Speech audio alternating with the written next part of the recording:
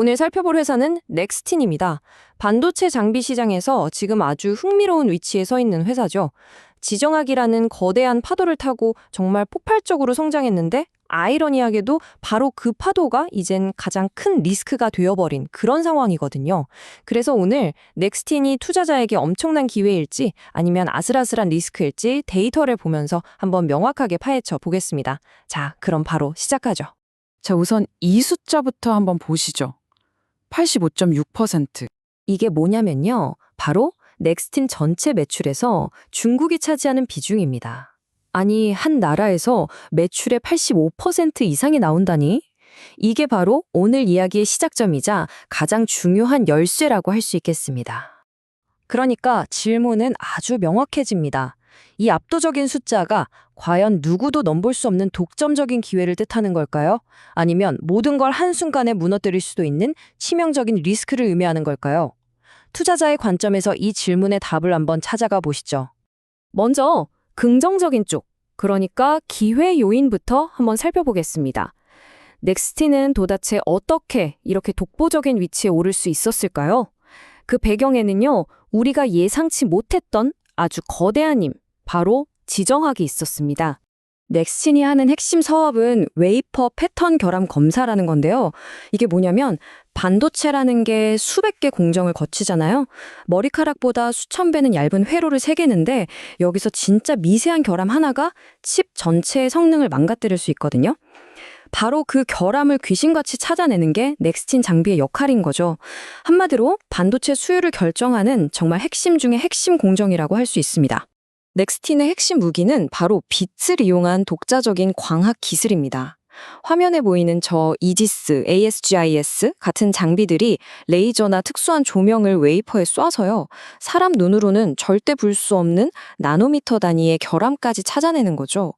뭐랄까, 반도체 웨이퍼를 위한 최첨단 현미경 수사대, 딱 그런 느낌입니다. 자, 여기가 정말 흥미로운 지점입니다. 원래 이 시장은요, 미국의 KLA라는 회사가 거의 독점하고 있었어요. 그런데 갑자기 미국이 중국에 대한 반도체 장비 수출을 꽉 막아버린 겁니다. 중국 반도체 공장들은 KLA 장비를 못 구하니까 완전히 발등에 불이 떨어진 거죠. 바로 그때 그 빈틈을 넥스틴이 파고들었고 순식간에 대체 불가능한 공급사로 자리를 잡게 된 겁니다. 지정학적 위기가 넥스틴에게는 정말 엄청난 기회가 된 셈이죠. 물론 단순히 운만 좋았던 건 절대 아니죠. 2014년에 첫 제품을 내놓은 이후로 꾸준히 기술 개발을 하면서 스스로를 증명해 왔습니다. 특히 2025년에 나올 저 크로키라는 장비는 주목할 만한데요. 요즘 AI 시대의 필수품이죠. 고대역폭 메모리. 바로 HBM 전용 검사 장비거든요.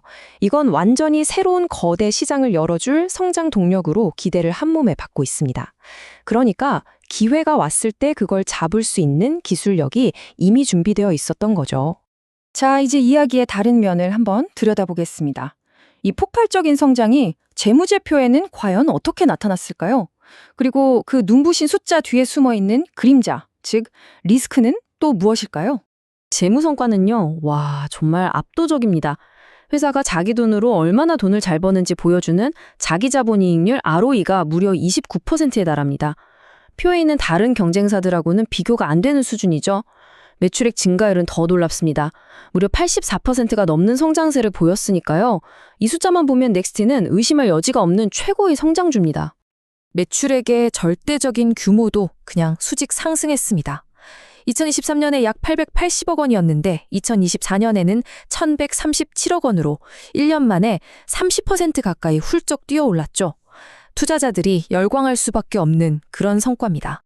하지만 말이죠. 바로 이 지점에서 우리는 잠시 멈춰서 질문을 던져야 합니다. 이 엄청난 성장은 과연 어디에서 왔는가? 네, 바로 그 동력이 단 한 곳에 너무나도 강력하게 집중되어 있다는 점. 이게 바로 이 이야기의 핵심적인 갈등 요소입니다. 우리가 맨 처음에 봤던 바로 그 숫자, 85.6%. 이게 바로 리스크의 실체입니다. 이 눈부신 성장의 거의 모든 게 단 하나의 시장, 바로 중국에서 나왔다는 뜻이니까요. 만약에 미중 갈등이 지금보다 더 심해져서 중국으로 장비 수출길이 막힌다? 그럼 넥스틴의 이 성장 스토리는 한순간에 흔들릴 수도 있다는 거죠.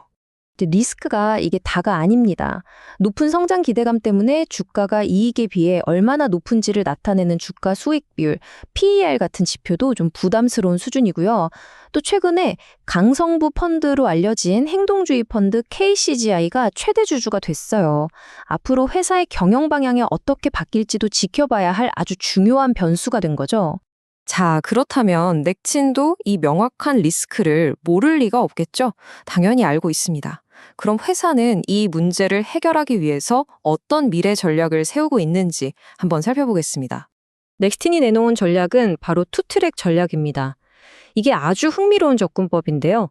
첫 번째 트랙은 오히려 중국 시장을 더 깊게 파고드는 겁니다.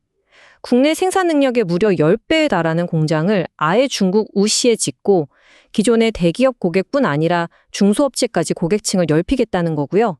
그리고 동시에 두 번째 트랙으로는 AI 시대의 핵심인 HBM 검사 장비 크로키를 통해서 중국이 아닌 다른 글로벌 시장을 공략하겠다는 겁니다.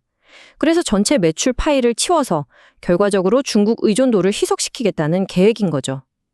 리스크를 피하는 게 아니라 정면으로 돌파하면서 새로운 길을 찾겠다는 아주 대담한 전략입니다.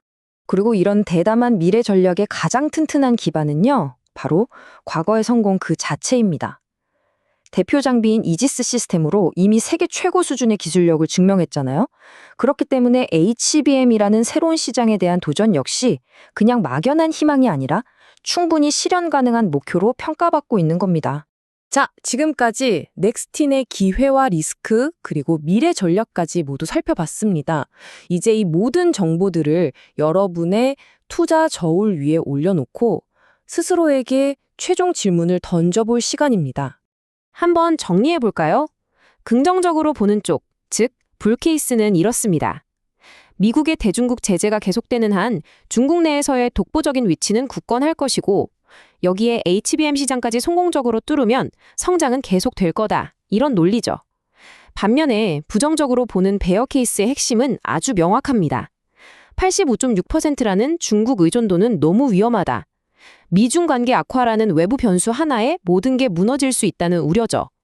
높은 밸류에이션도 물론 부담이고요. 결국 마지막 질문은 이것이 아닐까 싶습니다.